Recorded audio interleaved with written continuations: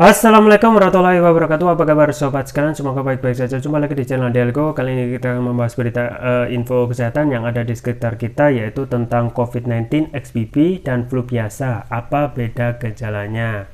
Nah, ini juga berkaitan dengan COVID-19 yang trennya naik, dan meskipun memang ada beberapa anggapan bahwasanya sebenarnya turun, tetapi kita harus ingat bahwasanya virus COVID-19 itu tidak bisa berhenti atau benar-benar hilang. Pasti akan ada mutasi-mutasi baru. Di antaranya adalah subvarian Omicron XBB. Nah, ada gejala yang sangat mirip antara XBB dan diantaranya flu. Nah, ini juga apakah ada perbedaan yang harus kita ketahui supaya kita bisa membedakan apakah itu benar COVID-19 XBB atau flu biasa. Ini yang sesuai dilansir oleh cnnindonesia.com. Langsung saja kita baca dan kita ulas. Tapi sebelumnya bagi Anda yang ingin mencoba produk herbal madu hutan, silakan. Variannya banyak, diantaranya madu hutan Jambi, Flores, Kalimantan. Semua link pembelian ada di deskripsi, atau bisa kunjungi toko online kami di Delgo, di Tokopedia atau Shopee. Langsung saja kita baca dan kita ulas. COVID-19, XBB, dan flu biasa, apa beda gejalanya? Jakarta, CNN Indonesia. Tren kasus COVID-19 di Indonesia kembali melonjak. Kenaikan angka kasus COVID-19 ini salah satunya dipengaruhi subvarian Omicron baru XBB yang diperkirakan sudah mendominasi di sejumlah daerah. Sejauh ini gejala yang dilaporkan pada kasus Omicron subvarian XBB cenderung ringan, bahkan gejala COVID-19 subvarian tersebut disebut mirip dengan flu biasa. Lantas apa beda gejala COVID-19 XBB dengan flu? Ciri-ciri gejala COVID-19 subvarian XBB. COVID-19 subvarian XBB ini memiliki gejala yang mirip dengan varian COVID-19 lainnya, bahkan flu pada umumnya, yakni berupa batuk, pilek, dan nyeri tenggorokan. Ketua Satgas COVID-19 dari Ikatan Dokter Indonesia ID, Erlina Burhan, mengatakan gejala yang ditimbulkan dari infeksi COVID-19 XBB ini cenderung ringan. Gejala merupakan perpaduan antara varian Delta dan Omicron. Gejala mirip Omicron, tapi ada kemungkinan bercampur dengan gejala khas varian Delta, yaitu anosmia, ujar Erlina beberapa waktu lalu. Berikut ciri-ciri umum gejala COVID-19 subvarian XBB: demam, batuk, sesak nafas, sakit kepala, lemas, pegal-pegal, nyeri tenggorokan, pilek, mual muntah, diare, anosmia atau penurunan fungsi indera perasa dan penciuman. Di sisi lain, subvarian XBB lebih mudah menular, namun tingkat keparahan dan kematiannya sangat rendah. Subvarian XBB memang sudah menular, tapi tingkat fatalitas dan keparahannya sangat rendah, ujar juru bicara Kemenkes Muhammad Syahril soal gejala COVID-19 XBB. Apa beda gejala COVID XBB dengan flu biasa? Meski sebagian besar memiliki gejala yang sama, namun terdapat perbedaan antara COVID-19 dengan penyakit flu biasa, yakni pada jenis batuknya. Pada COVID-19, pasien mengalami batuk kering, sementara pada penderita flu umumnya mengalami batuk berdahak. Kendati demikian, dokter spesialis paru konsultan RSUP Persahabatan Fathia Isbaniah mengimbau masyarakat untuk tetap waspada apabila mengalami gejala batuk berdahak.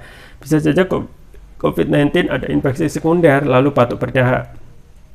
Infeksi sekunder bisa dari kuman, mulut, apalagi para perokok cepat sekali jadi infeksi, ujar Fathia pada cnnindonesia.com dalam sebuah wawancara.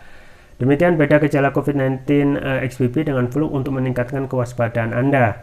Jika ragu dan merasakan keluhan, sebaiknya segera melakukan tes antigen atau PCR. Selain itu, masyarakat yang belum menerima vaksin COVID-19 dosis ketiga atau booster agar segera mendapatkannya di fasilitas kesehatan masing-masing daerah. Ya, itu ya sobat sekalian, tentang pentingnya kita lebih mendalam perbedaan antara COVID-19 XBB dan flu biasa. Dan memang kalau kita melihat gejala-gejala yang muncul masih seputaran hal yang sama seperti flu biasa. Di antaranya demam, batuk, sesak nafas, sakit kepala, lemas, pegal-pegal, nyeri tenggorokan, pilek, mual muntah, dan diare. Artinya ini yang biasa kita ketahui ataupun sering dijumpai ataupun dirasakan pada umumnya ketika seseorang itu sakit, demam, kemudian diikuti dengan flu. Nah, ini yang juga menjadi lebih berat adalah kondisi saat ini yang sering hujan, yang otomatis akan menurunkan kondisi tubuh itu lebih cepat sakit. Makanya hal yang paling harus bisa kita jaga adalah tetap hidup sehat, ya, tetap hidup sehat, pola hidup sehat, yang diantaranya adalah dari pola makan kita yang teratur, ya, dengan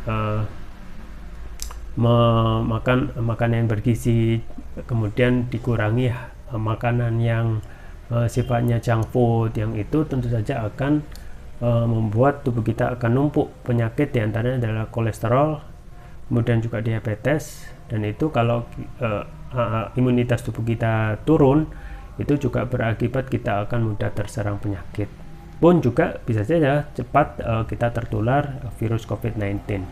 Nah, memang itu juga dilihat ataupun dipengaruhi oleh apakah kita sudah vaksin, ya, kemudian juga apakah seberapa tinggi tingkat kekebalan tubuh kita atau imunitas kita terhadap penyakit yang masuk.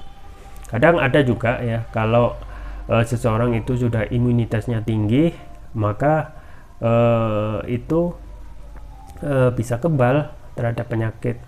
Itu juga didorong ataupun didukung dengan kondisi ketika dia sudah vaksin, baik vaksin dosis pertama, dosis kedua, ataupun dosis ketiga atau booster. Nah, untuk masalah vaksin, memang untuk booster yang sangat dianjurkan untuk meminimalisir tingkat keparahan ketika seseorang itu sudah tertular ataupun sudah terjangkiti COVID. Yang menjadi permasalahan adalah tingkat vaksinasi booster ini masih rendah. Kalau kita melihat dosis pertama, kedua itu memang terbilang cukup tinggi, tetapi yang perlu untuk disempurnakan yaitu dosis ketiga atau booster. Malah kan sekarang sudah ada dosis booster kedua, tapi ini khusus untuk lansia yang lebih rentan tertular penyakit. Artinya memang kalau kita melihat persentase sebaran vaksinasi, kita dapatkan untuk dosis pertama dan kedua itu rata-rata tinggi, di atas 70%. Untuk dosis pertama itu 80%, dosis kedua 70%, cuma yang tiga ini atau booster ini di bawah 50%, malah 28% terakhir saya lihat.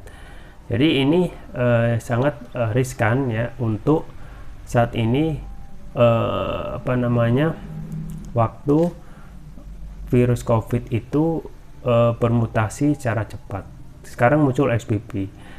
Secara global ada juga subvarian baru yaitu PN1 yang juga mengancam. Memang belum masuk, tetapi bisa saja sudah masuk karena kemungkinan belum tercatat.